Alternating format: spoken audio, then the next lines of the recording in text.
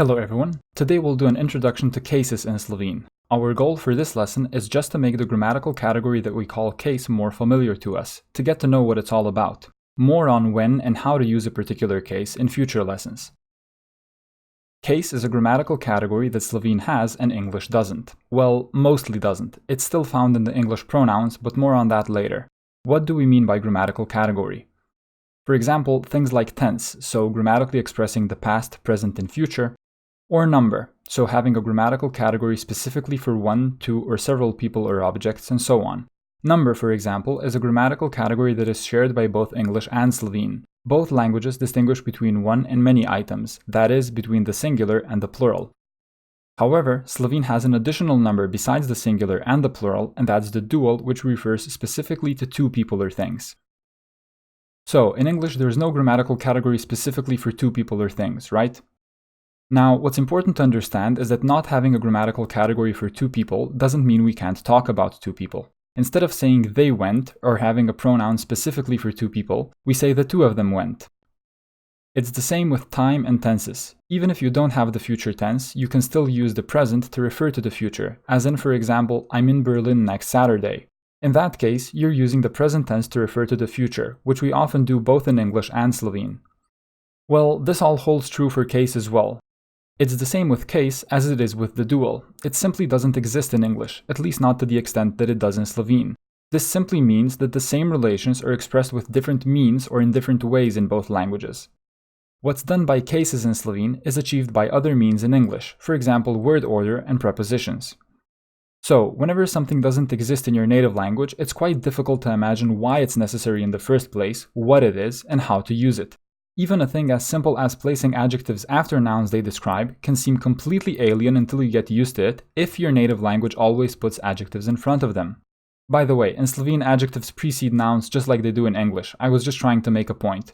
Anyway, the goal today is to shed light on cases in general. We'll deal with the specifics of each individual case in other lessons. Anyway, if you've never heard of the word case in connection to language, or you sort of know what it means but you've never been able to fully grasp it, then that's completely understandable. Unless you speak a language with a complex case system like Slovene, for example, it's pretty difficult to just imagine how something works in a foreign language that's absent from your language. English, Spanish, Portuguese, and French are all examples of major world languages that don't have cases if we ignore the pronouns. We can add Chinese as well, and we already have a good chunk of some of the biggest languages in the world. If cases are unfamiliar to you, you're not alone. So, what are they all about? A case has to do with the function that a word has in a sentence or context. Keep in mind that meaning isn't the same as function. The same word used in two different places in a sentence in English can have the same meaning but a different function. With word, we have nouns and noun-like words such as adjectives and pronouns in mind.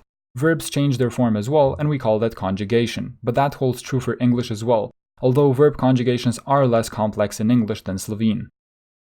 To explain cases, let's try to really simplify matters and use a theater play as an analogy.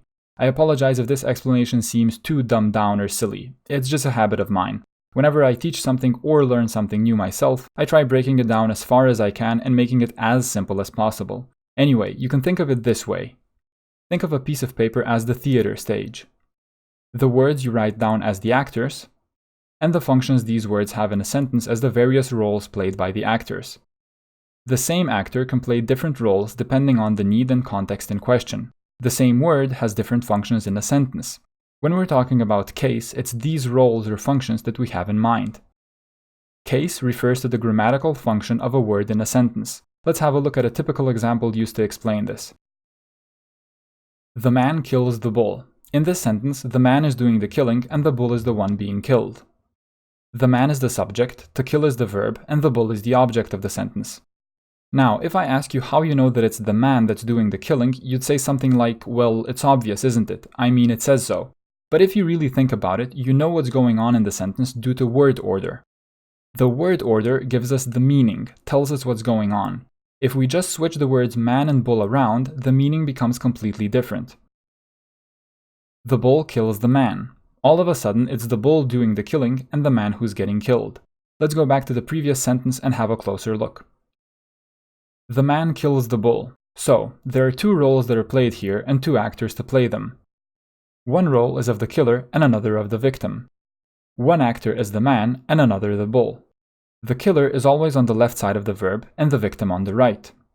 Grammatically speaking, the killer is the subject of the sentence and the victim the object. We're simply not allowed to move the words around without completely altering the meaning. The meaning is tied to the word order.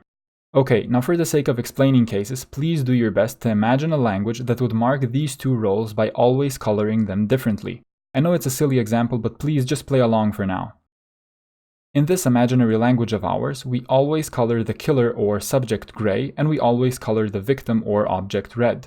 All of a sudden, we're free to move the words around since the colors tell us which role is being played by whom, and not the word order. The word order isn't important anymore, since the color takes over its job. That's basically what cases do. So even if we switch the words around, we still know what's going on.